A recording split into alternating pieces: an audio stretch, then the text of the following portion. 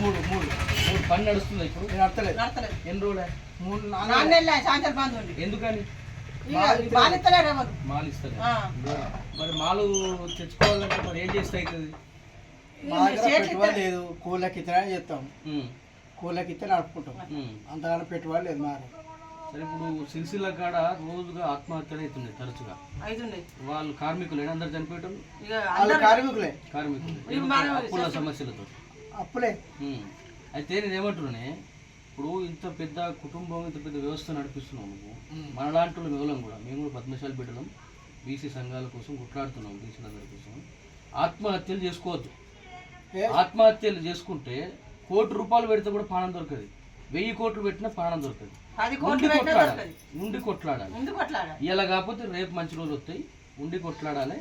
ఆత్మహత్యలు ఇట్లా ఏం చేసుకోవద్దు. మనం ధైర్యంగా ఉండి సమాజంలో మన కుటుంబాన్ని మనం నిలబెట్టుకోవాలి. మీకు ఇప్పుడు పని నడవక 4 నెలలు అవుతుంది. 4 నెలలు అవుతుంది. ఎంతమంది పిల్లలు? నాకు 3, 2 కొడుకులు 1 బిడ్డ. 2 కొడుకులు 1 బిడ్డ. అంత చదువుకున్నట్టు. పెళ్లిళ్ళు చేసినావా? ఎవరా చేయలే. మీకేమైనా అప్పు ఉన్నదా? అప్పు ఉన్నది. పిల్లల పెళ్లిళ్ళు కూడా చేయాల్సి ఉన్నది. పిల్లలు 3 పెళ్లిళ్ళు ఉన్నాయి. ఇక ఈయనకు ఆరోగ్యం బాగుండదు, ఈయన పక్షవాతం వచ్చింది. ఇది చూసుకునేది ఇప్పుడు నేనే. నేను ఇక ఆయన కెరకనే అట్లా. సరే బాబు, ధైర్యంగా ఉండు. అప్పు సమయాలకు బాగానే ఉన్నాయి. అప్పులు కూడా ఉన్నాయి. 11 లక్షలు తెచ్చిన 11 లక్షలు అప్పు. మరి ఏం చేయాలి? పిల్లల చదువుల గురించి తెచ్చడం అయిపోయింది. 3 చదువుకుంటారు, 3 పిల్లలకి రియంబర్స్మెంట్ వస్తుంది కదా. 11 లక్షల అప్పు. 11 లక్షల అప్పు. గవర్నమెంట్ కాలేజీలు రియంబర్స్మెంట్ ఉన్నాయి కదా. వాళ్ళు చదవలే అప్పుడు. ఇప్పుడు ప్రైవేట్ స్కూల్ పేరు. ఒకవేళ గవర్నమెంట్ పంపిన సీట్లు దొరకాయి. సీట్లు సరిపడా లేవు కాబట్టి సీట్లు దొరకకనే ఈ ప్రైవేట్ చదివించడం. దూరం ఇప్పుడు వేరే కాడికి పంపాలంటే దూరం అవుతుంది. ఆడపిల్లని అంత దూరం పంపలేము కాబట్టి ఇక్కడనే ప్రైవేట్ లో పెట్టుకొని చదువులు చదివించుకుంటా చేస్తే ఆ చదువులకు ఇప్పుడు 11 లక్షల రూపాయలు. 11 లక్షలు అప్పు తీసుకొచ్చి 4 నెలలకి వెళ్ళి పని బంద్ అయింది. ఇప్పుడు బ్యాంకు వాళ్ళు వచ్చి నన్ను తేనాలు అంటారు. నేను ఎక్కడికెళ్ళి వచ్చేయాలి? ఇప్పుడు ఇవి నడితేనే కదా నేను ఇంత పొట్టకు పోసుకుంటా, ఇంత బ్యాంకులో కట్టుకుంటా. అంతేనా కాదు? బాబుకేమో పెరాలసిస్ వచ్చి పక్షవాతం వచ్చినాడు.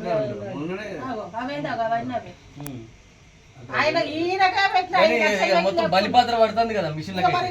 నేను అత్తలేదు ఇక కాకినాడప్పుడు ఎందుకు అసలు 4 రోజులే బంద్ వాడి అట్లా నెల కాదు ఇంకా ఎక్కువ అవుతుంది. కానీ మంచి దుమ్ము పట్టిపోయినాయి మిషన్లన్నీ. మరి బలిపాత్ర పట్టింది అది. సామాజిక ఉద్యమ వందనాలు తెలియజేస్తా ఉన్నాను. ఈరోజు నేను సిరిసిల్ల బీవై నగర్, ఏదైతే బద్దం ఎల్లారెడ్డి గారి నగర్ పేరుటువంటి నగర్లో ఆడేపు సీనన్న అనేటువంటి నేత కార్మికుడి కుటుంబంలో ఇవాళ నేనున్నాను. ఇవాళ వారి యొక్క కుటుంబ పరిస్థితి చూస్తే ఈ యొక్క సిరిసిల్ల గడ్డ మీద 80,000 పై చిలుకున్నటువంటి కులాలుగా ఉన్నటువంటి కుటుంబం, జనాభా ఉన్నటువంటి కులం. అదేవిధంగా ఈ రాష్ట్రంలో 30 లక్షల పై చిలుకున్నటువంటి జనాభా ఉన్నటువంటి కులం. ఇవాళ సిరిసిల్ల గడ్డ మీద నేత పని చేసుకుంటున్నటువంటి వారంతా కూడా రోడ్డున పడ్డటువంటి దుస్థితి ఉన్నది. ఇవాళ ఈ యొక్క ఆడేపు సీనన్న కుటుంబం ఇవాళ అరిగోసపడతా ఉన్నారు.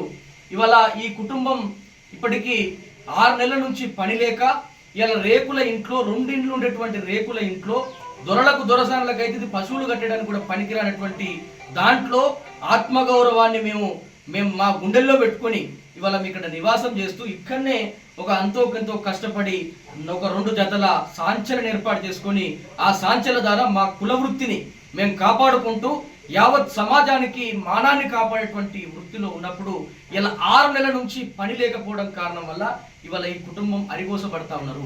రెక్కాడితే గాని డొక్కాడిన పరిస్థితి. ఇవాళ అక్కడ సాంచ నేస్తేనే మీటర్ బట్టన్ వేస్తే వచ్చేటువంటి ఆ ₹6 ₹7 కార్మిక కూలి ఇవాళ మా యొక్క కుటుంబ పరిస్థితిని గడపడానికి నడుపుతుంది. కాబట్టి అట్లాంటి పరిస్థితుల్లో ఉన్నప్పుడు ఇవాళ ఈ కుటుంబం పని లేకపోవడం వల్ల అనేక ఇబ్బందులు పడతా ఉంది. ఇదే కుటుంబ పరిస్థితిని కనుక చూస్తే గతంలో ఉన్నటువంటి ప్రభుత్వాల కారణము, ఇవాళ ఉన్నటువంటి ప్రభుత్వ కారణము, అంతకు ముందు ఉన్నటువంటి పాలకులంతా కూడా దొరలు, దొరసాన్లు, రెడ్లు, పటేళ్లు, బ్రాహ్మణులు ఉన్నారు. కాబట్టి వారి రాజ్యంలో ఇవాళ ఈ కుటుంబము విద్యా వైద్యం కొరకు 15 లక్షల రూపాయలు అప్పు చేయాల్సినటువంటి పరిస్థితి వచ్చింది. 3 పిల్లలను చదివించుకోవడానికి ఎంతో కష్టపడ్డది ఈ కుటుంబం. ఇవాళ విద్య విషయంలో ఎన్నో పథకాలు చేస్తున్నామంటే చెప్తున్నటువంటి ప్రభుత్వం ఇవాళ ఈ యొక్క కుటుంబానికి ఏం సమాధానం చెప్తున్న పాలకులను నేను అడుగుతా ఉన్నాను. అదేవిధంగా వైద్యం విషయంలో ఇవాళ బాబుకు ఇలా పెరాలసిస్ వచ్చి నెలకు 10,000 రూపాయల పైచిలకు మందులు వాడాలి. ఆ మందులన్నీ కూడా ప్రైవేట్ దవాఖానాలో కొనుక్కొచ్చుకోవాలి. గవర్నమెంట్ దవాఖానలో మందులు లేని దుస్తున్నది రాష్ట్ర ప్రభుత్వంలో. కాబట్టి ఇవాళ ఇలా ఈ ప్రాణం కాపాడుకోవాలంటే నెలకు 10,000 రూపాయల యొక్క మందులకే ఖర్చు పెట్టాలి. ఇవాళ అన్ని పరిస్థితులు ఉన్నాయి. చదువుకున్నటువంటి పిల్లలకి ఇంకా పెళ్లిళ్ళు కాలేదు, ఒక ఆడపిల్ల ఉన్నది. ఇట్లా అనేకమైనటువంటి పరిస్థితులు ఉంటే పని బంద్ అయ్యి 6 నెలల నుంచి జీవితం కొనసాగని పరిస్థితి ఉన్నది. ఇక ఇట్లుండగా చివరికి మిగిలేది ఏంటిగా?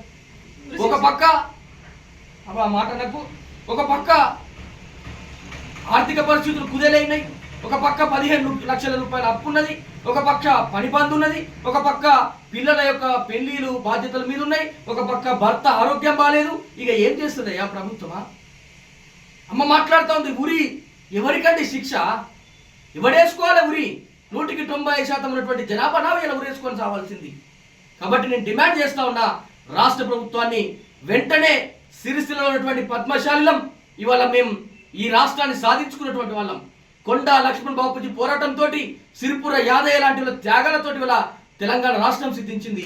ఈ సిద్ధించినటువంటి తెలంగాణ రాష్ట్రంలో మా బతుకులు ఇట్లుండాలంటే దీన్ని తప్పకుండా కూడా రాష్ట్ర ప్రభుత్వానికి సిగ్గుచేటి వాళ్ళ. కాబట్టి నేను డిమాండ్ చేస్తా ఉన్నా రాష్ట్ర ప్రభుత్వం యొక్క ముఖ్యమంత్రి గారిని వెంటనే ఈ యొక్క కుటుంబాలను పరామర్శించి సిరిసిల్లను సందర్శించి న్యాయం చేయాలని డిమాండ్ చేస్తా ఉన్నా. నిన్న మేమంతా కూడా కలిసి గౌరవ మంత్రివర్యులు Ponnam Prabhakar BC welfare minister గారి దగ్గర పోయి వీళ్ళ గోస గురించి చెప్పేటువంటి ప్రయత్నం చేసినప్పుడు అయితే ఏం చేద్దాం తమ్మి అని మాట్లాడుతూ ఉన్నాడు.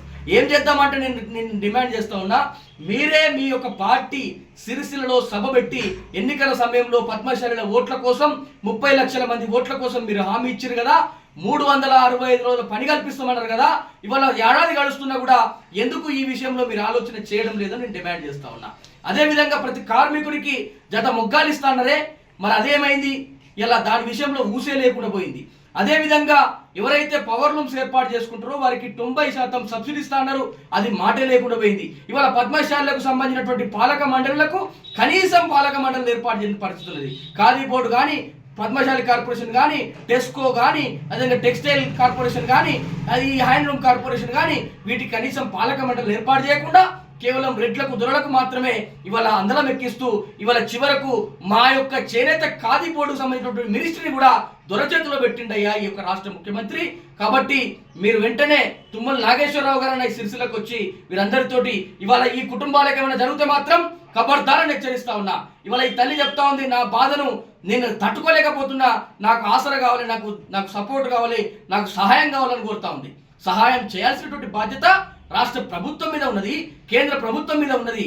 మీరు కనుక దొరకు మంత్రి పదవి ఇచ్చి మా బాధలు తెలియనటువంటి బిడ్డను ఇలా నువ్వు తుమ్మల నాగేశ్వరరావును పెట్టినవే, తుమ్మల నాగేశ్వరరావు ఏడున్నావు, నువ్వు ఏడవండుకున్నావు, ఇలా సిరిసిల్లకు రా, ఈ యొక్క ఉరి తాళ్లను పరిశీలించు, ఈ యొక్క ఆగిపోయినటువంటి మొగ్గాలను పరిశీలించు, దుమ్ము ధూళి పడుతున్నటువంటి మొగ్గాలను పరిశీలించు, ఇవాళ బూడిద రాలిపోతున్నటువంటి శవాలను నువ్వు పరిశీలించి ఈ కుటుంబాలకు న్యాయం చేయడానికి సత్వరమే చర్యలు తీసుకోవాలని నేను డిమాండ్ చేస్తా ఉన్నా.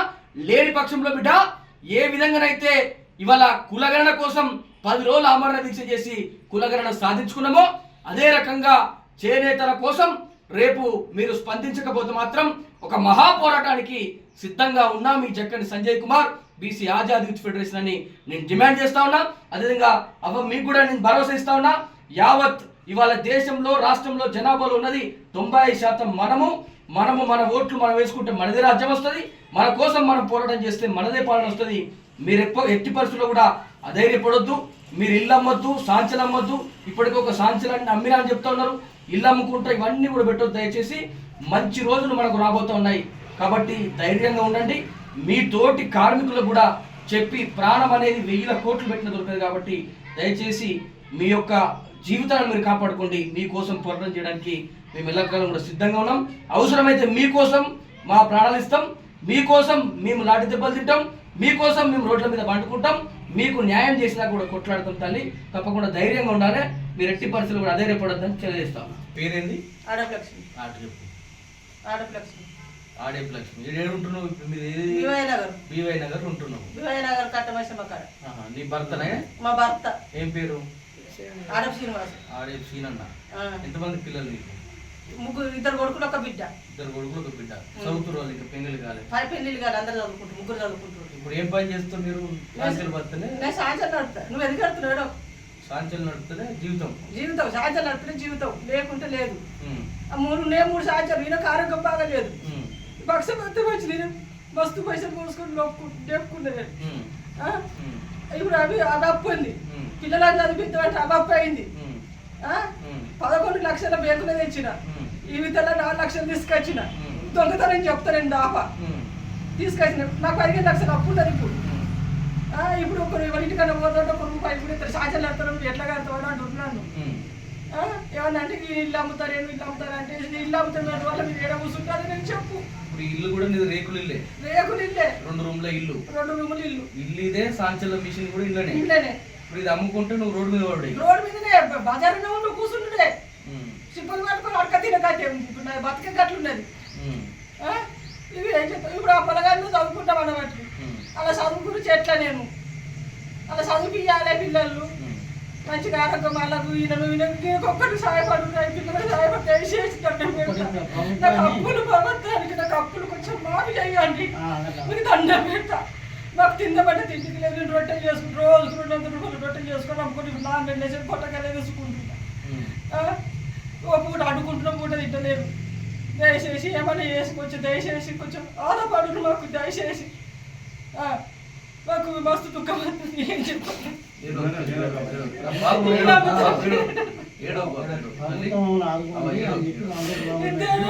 కాలేజీ అడుకున్నా కూడా ఇద్దరికిద్దరు పోదాం చచ్చిపోదాం. పిల్లలు ఇద్దరు పిల్లలు ఉంటారు. ఎట్లా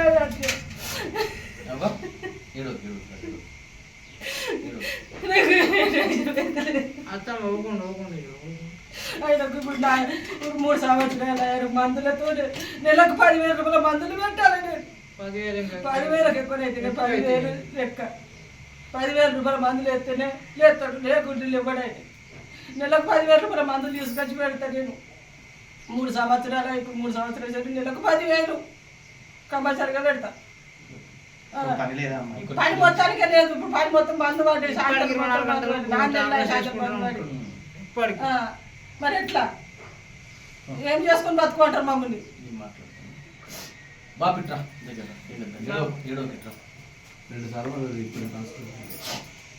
తెలంగాణ రాష్ట్రంలోని ప్రజలందరికీ సామాజిక ఉద్యమ వందనాలు తెలియజేస్తా ఉన్నాను. ఈరోజు సిరిసిల్ల పట్టణ కేంద్రంలో బీసీలుగా వెనుకబడినటువంటి వర్గాలుగా ఉండి యావత్ ప్రపంచం యొక్క మానాన్ని కాపాడేటువంటి వృత్తి బట్టలు చేస్తూ బతుకుతున్నటువంటి కుటుంబం ఆడేపు సీనన్న కుటుంబంతో నేను ఉన్నాను. ఇవాళ వారి యొక్క సమస్యను చూస్తే గత 6 నెలలుగా పని లేకపోవడం వల్ల అనేక ఇబ్బందులు పడుతూ ఉన్నారు. చదువు విషయంలో, అదేవిధంగా హాస్పిటల్ వైద్యం విషయంలో రెండు రకాలుగా వారు కూడా ఖర్చుల పాలై ఉన్నారు. ఇవాళ గత ప్రభుత్వం కావచ్చు, ఇప్పుడున్న ప్రభుత్వం కావచ్చు, అంతకుముందున్న ప్రభుత్వాలు కావచ్చు, విద్యను వైద్యాన్ని ప్రజలకు అందిస్తున్నామని చెప్తున్నటువంటి ప్రభుత్వాలు ఇవాళ సిరిసిల్లలో ఈ కుటుంబము 15 లక్షల రూపాయలు కేవలం విద్యా వైద్య ఖర్చుల కోసం ఇవాళ అయినటువంటి పరిస్థితి ఉన్నది. రెక్కాడితే కానీ డొక్కాడిన కుటుంబ పరిస్థితి. రెక్కాడితే కానీ డొక్కాడిన కుటుంబ పరిస్థితికి పని చేసుకుందామంటే 6 నెలల నుంచి పని లేక అడిగోసపడతా ఉన్నారు. ఇవాళ ఒక ఈ కుటుంబం మాత్రమే కాదు, సిరిసిల్లలో ఉన్నటువంటి దాదాపుగా 80,000 మంది పద్మశాల పరిస్థితి అంతా కూడా ఆత్మ గోసపడతా ఉన్నారు. ఆకలి సావులకు సిద్ధంగా ఉన్నారు. వారికి సమాధానం చెప్పాల్సినటువంటి పరిస్థితి, బాధ్యత ఈ రాష్ట్ర ప్రభుత్వం మీద, కేంద్ర ప్రభుత్వం మీద, పార్టీల మీద, ఓట్లేసుకొని గెలుస్తున్నటువంటి నాయకుల మీద, అందరి మీద ఉందని నేను తెలియజేస్తా ఉన్నాను. ఇవాళ వారి పరిస్థితి రొట్టెలు చేసుకొని బతుకుతా ఉన్నారు. రొట్టెలు చేసుకొని బతుకుతా ఉంటే రొట్టెలు తినడానికి కూడా పైసలు పెట్టే పరిస్థితి లేదు కొనడానికి. ఇవాళ ఈ సిరిసిల్ల గడ్డ ఉరిసిల్లగా మారక ముందే రాష్ట్ర ప్రభుత్వం చర్యలు తీసుకోవాలి. ఇటువంటి కుటుంబాలకు న్యాయం చేయడానికి మీరు ముందుకు రావాలని చెప్పేసి కూడా రాష్ట్ర ప్రభుత్వాన్ని కోరుతా ఉన్నాను. నిన్ననే గౌరవ మంత్రివర్యులు పొన్నం ప్రభాకర్ గారిని హుజురాబాద్ కలిసి సిరిసిల్ల పద్మశాలిల పరిస్థితి ఇవాళ రోజుకొకరుగా చచ్చిపోతా ఉన్నారంటే ఏం చేద్దామని అడిగిండు. ఏం చేద్దామని అడిగారు కదా మీరు. నేను డిమాండ్ చేస్తా ఉన్నా రాష్ట్ర మంత్రివర్యులారా, అదేవిధంగా రాష్ట్ర ప్రభుత్వం ముఖ్యమంత్రి గారు, మీరేదైతే సిరిసిల్లలో ఎన్నికల సభ పెట్టినప్పుడు మాట ఇచ్చినటువంటి మాట ఉంది కదా, 365 రోజుల పని కల్పిస్తాం పద్మశాలి అని మీరు మాట ఇచ్చారు. ప్రతి కార్మికుడికి కూడా జత మొగ్గాలను ఉచితంగా ఇస్తామని చెప్పేసి కూడా మాట ఇచ్చారు. అదేవిధంగా కామారెడ్డి డిక్లరేషన్ లో ఇండస్ట్రీల వైపు పెట్టుకున్నటువంటి పద్మశాలీలకు పవర్ లూమ్స్ ఏర్పాటు చేసుకునే వారికి 90% రాయితీ ఇస్తా అని మాట ఇచ్చారు. ఇవాళ ఈ మాటలన్నీ కూడా గాల్లో ఉన్నాయి. ఇవాళ మీ యొక్క పరిపాలనలో ఇప్పటికీ 80 మంది వరకు పద్మశాలులు ఆత్మహత్యలు చేసుకున్నారు. అయ్యా, చేతులు జోడించి నమస్కరించి యావత్ పద్మశాల పక్షాన నేను రిక్వెస్ట్ చేస్తా ఉన్నా, ముఖ్యమంత్రి గారు, ఈ యొక్క కుటుంబాలను మీరు పరామర్శించండి, ఈ కుటుంబాలను మీరు ఆదుకోండి, ఈ యొక్క 30 లక్షల జనాభా ఉన్నటువంటి పద్మశాలకు మీరు అండగా ఉండండి అని చెప్పేసి నేను రిక్వెస్ట్ చేస్తా ఉన్నా. లేని పక్షంలో బిడ్డ మహా పోరాటానికి మొన్న ఏ విధంగానైతే 10 రోజుల ఆమరణ దీక్ష చేసి కులగణన సాధించుకున్నామో అదే రకంగా మళ్ళీ కూడా పోరాటానికి Jakkani Sanjay Kumar BC Azad youth federation సిద్ధంగా ఉన్నది. మేము మా బిడ్డలను చచ్చిపోనీయం, మా బిడ్డలను ఏడవనీయం, మా తల్లులను మా తండ్రులను మేము కాపాడుకుంటాం. బిడ్డ, నీతో కొట్లాడడానికి సిద్ధంగా ఉన్నాం. కొట్లాడ మొదలుగాక ముందుకే ప్రభుత్వం స్పందించాలని చెప్పేసి నేను రిక్వెస్ట్ చేస్తా ఉన్నా, నేను మిమ్మల్ని అప్పీల్ చేస్తా ఉన్నా.